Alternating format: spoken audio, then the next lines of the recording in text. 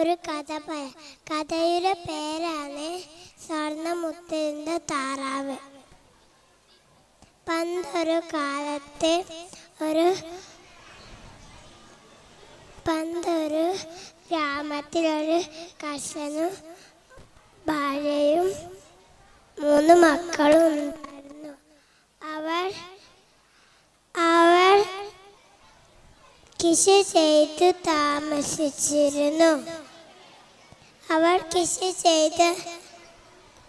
ചെയ്തുണ്ടാക്കുന്ന പഴങ്ങൾ കുടുംബത്തിൽ തികഞ്ഞില്ലായിരുന്നു.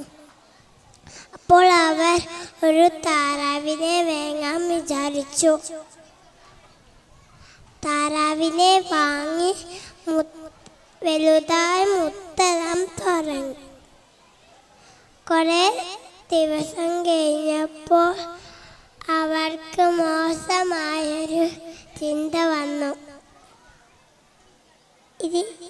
ഈ താറാവിൻ്റെ വയറ്റിൽ നിറയെ സ്വർണ്ണമുത്തായിരുന്നു. വയർ മുറിച്ചാൽ കുറേ സ്വർണ്ണമുത്ത കിട്ടും.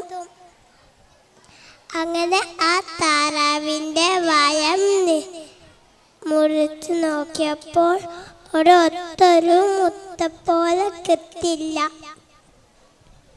കുറച്ച് കഴിഞ്ഞപ്പോൾ അവർക്ക് തെറ്റ് മനസ്സിലായി. ഇപ്പോൾ ചത്ത് തിന്നാവുന്ന താറാവ്.